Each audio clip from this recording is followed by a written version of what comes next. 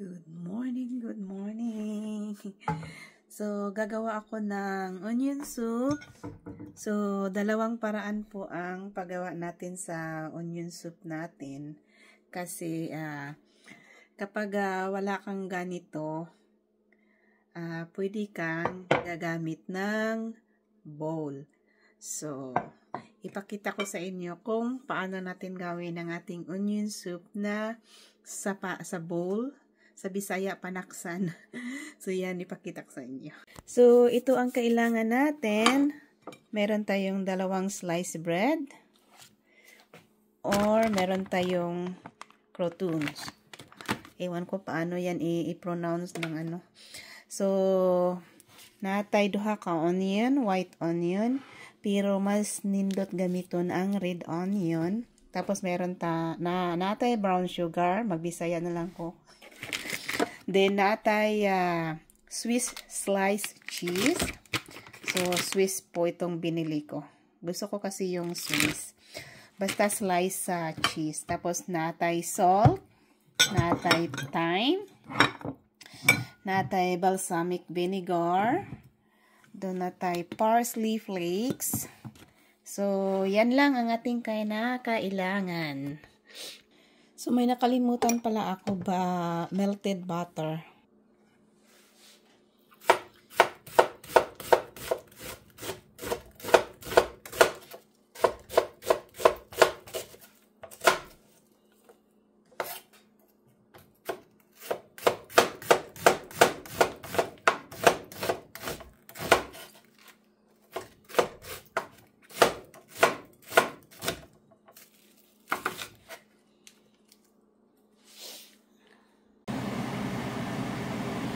So, nakalimutan ko palang ipakita ang ating black pepper.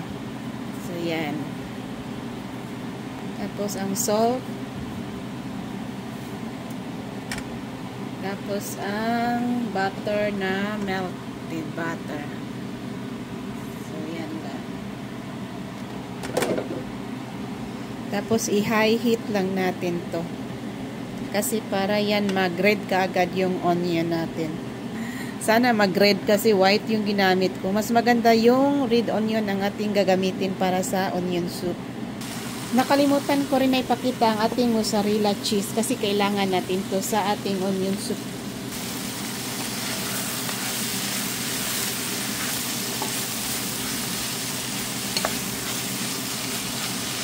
So, wag lang panay na i-mix natin kasi para mag-brown yung onion natin.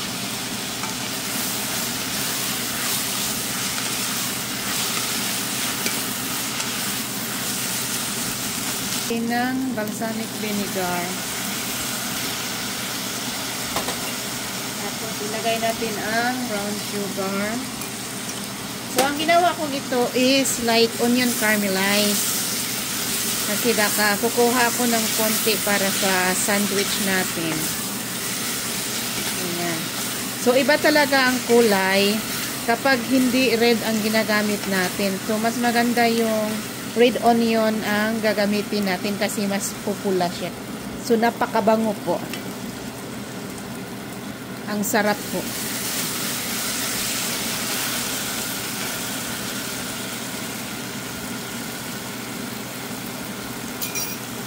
Ang sarap.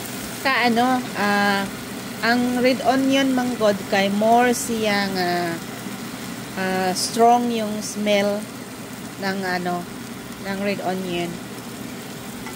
Napakasarap. No? Okay na to. Ayaw kong talaga sa caramelize talaga. So, kukuha ako ng konti para sa ating sandwich.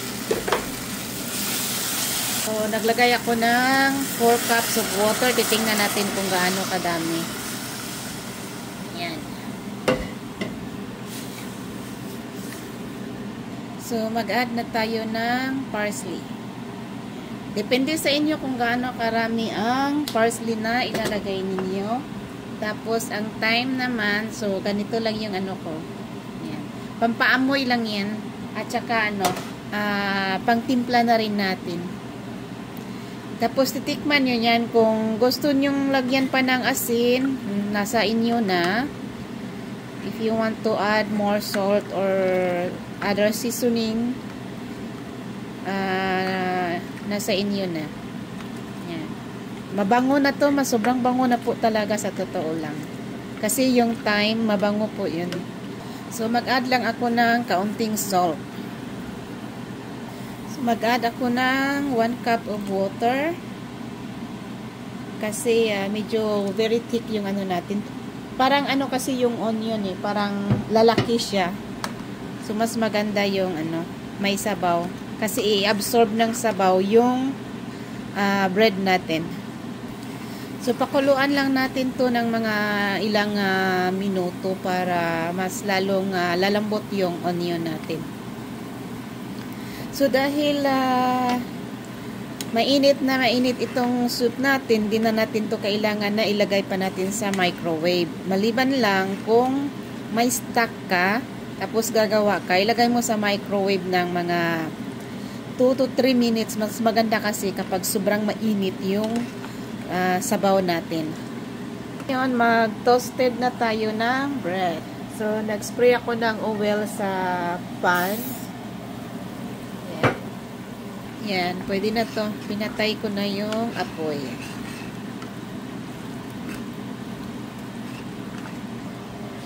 Ito ang uunahin natin. Kasi gumagawa pa tayo ng toasted bread.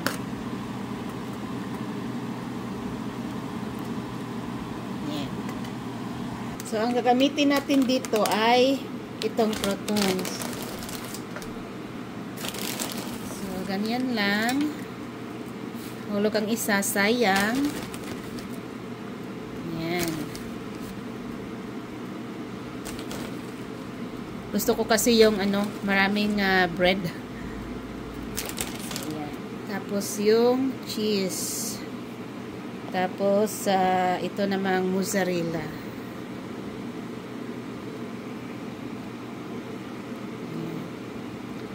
Yan, sarap, daming cheese. So, ilagay na natin to sa ating maliit na oven. So, ayan po, nilagay ko lang sa broil yung ano natin para yung init ay nasa itaas para mag-melt yung ating cheese. So, mag-spray pa rin tayo. Lalagyan na natin to ng sabaw. So, ayan na. Tapos, ang gagawin natin dahil masyadong malaki to, so, mag-ano siya, hindi siya yung parang papatong ba sa ano. Pwede lang pala. So, okay na to na hindi na lang natin putulin yung corner. So, ganyan. Lagay natin yung cheese.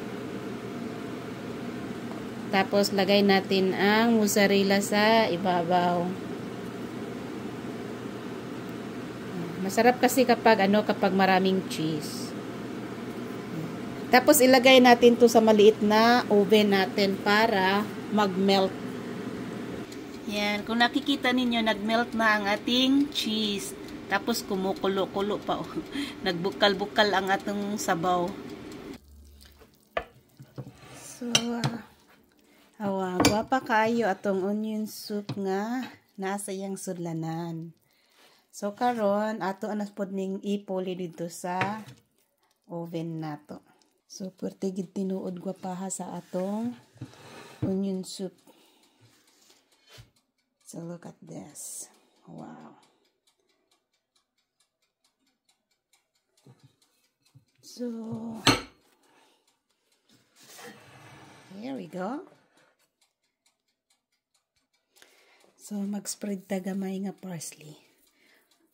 Yan. So, very beautiful. So, mao ni atong usa nga ibutang nato sa atong bowl. So, naka-broil lang to. Yan, hawaton lang nato. So, the one is ready. So, ganito lang. Yan. Lagyan natin ng parsley sa ibabaw. Yan. So, ayan na ang ating onion soup na dalawang paraan paano gawin. So, ayan, kakain na tayo ng breakfast. So, ang kakainin natin ay itong nasa bowl. Kasi, mas madali siyang i-ano. Tapos, ito naman, i-keep lang natin to. Kasi, madali lang naman to. Pwede naman natin ilagay to sa microwave para mag-init uli. Or, ilagay natin sa ating, oven toaster natin. So, ayan. Sana nagustuhan ninyo ang aking paraan sa paggawa ng onion soup gratini. Thank you po.